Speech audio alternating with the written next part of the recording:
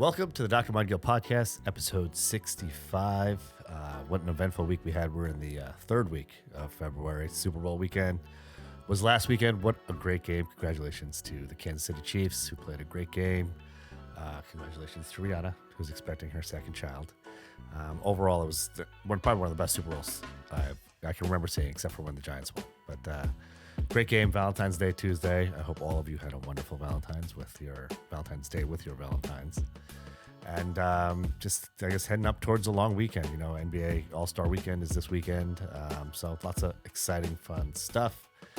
And in this week's podcast, we're actually going to do an Ask Dr. Mudgil or hashtag Ask Dr. Mudgil kind of podcast here. We got a great question through Reddit, and we're going to just spend some time answering it. I think it's very relevant. It's something that's on a lot of folks' minds, particularly as we're hitting the spring and summer season soon. I mean, it hasn't been much of a winter here in New York.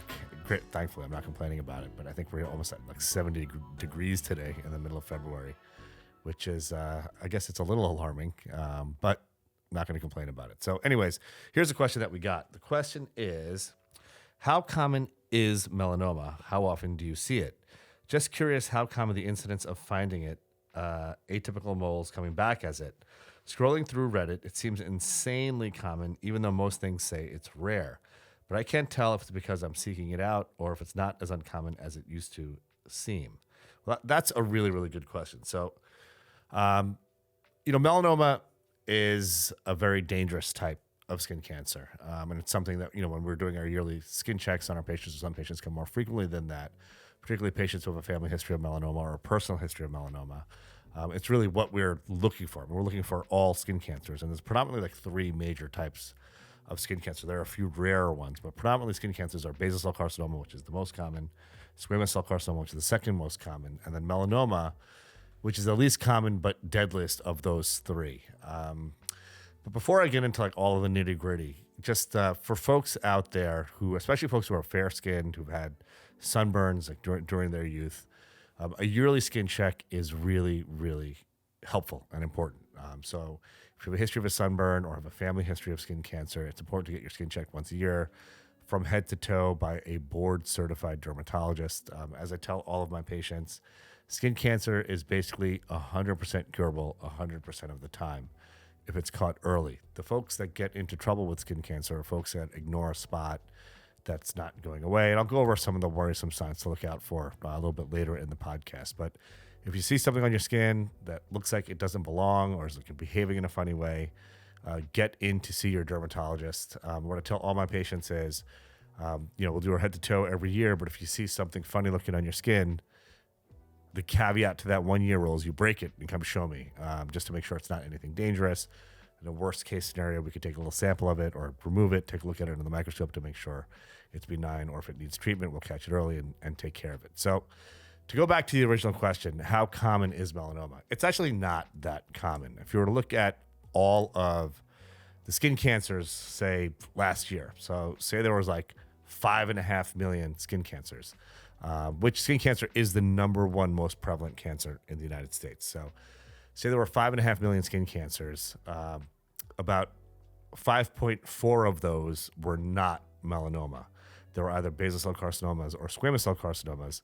And of that 5.4 million, 80% of those were basal cell carcinomas, which it's not benign. It's a malignant tumor, but it's the most benign of those skin cancers. So as long as basal cell carcinoma is treated, it generally doesn't metastasize. It can be locally destructive and cause problems if it's not treated. So it's important that they are treated, but it's the least deadly of all the skin cancers. And then squamous cell carcinoma is about 20% of those 5.4 million.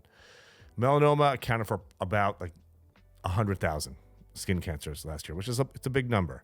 And a small percentage of those, I think maybe 10% of that 100,000 were invasive melanomas. The rest were superficial melanomas, which means they were caught early, they were removed, and patients generally have a very good outcome. Prognosis is excellent for those. So of all of the skin cancers, and say there were about 5.5 million skin cancers, about 1.8% of them were melanoma. So it's not a huge number.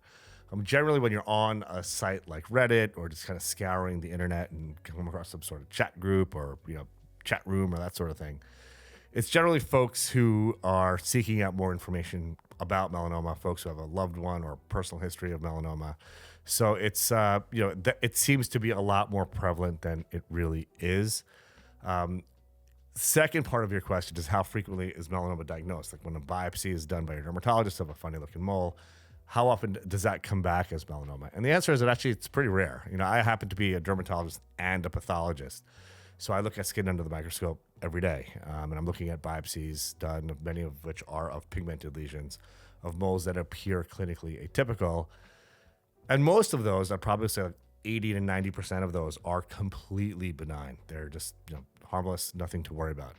A small percentage of those, and it's probably not even 10%, it's probably more like 4 or 5%, have some funny looking features under the microscope. They're not melanomas, but they're weird enough where it kind of falls into a gray zone. And for those, we generally recommend that they be removed just so there's no issue down the road.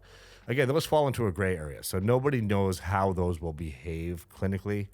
Most of those probably are biologically benign, to be honest with you. But because they fall into a gray zone, the general consensus is that they should be removed to prevent our patients from having any potential danger from leaving those moles on the skin.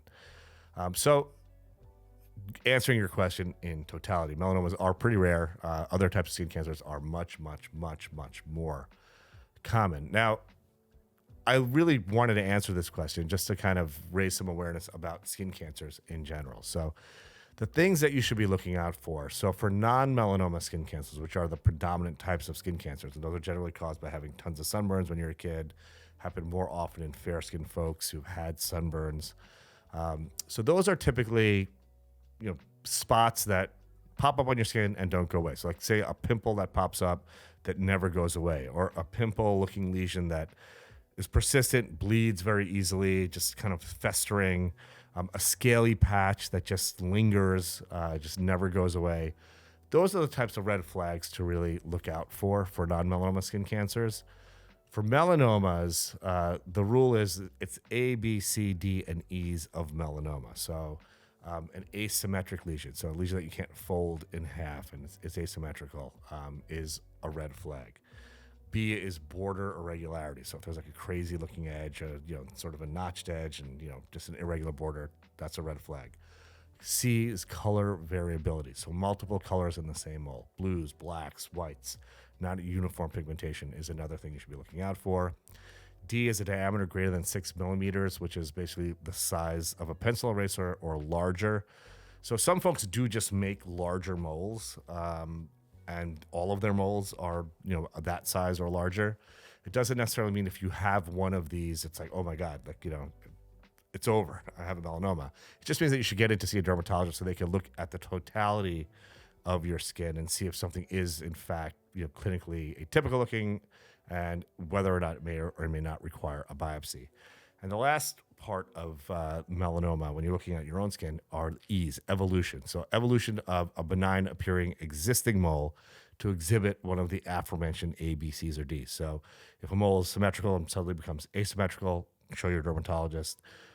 If the multiple colors develop within a mole, if it gets a notched edge, if it starts to grow, all of those should prompt you to get in to see your board-certified dermatologist to get your moles checked out. So this is a short little public service announcement type of podcast, but I think it's important information.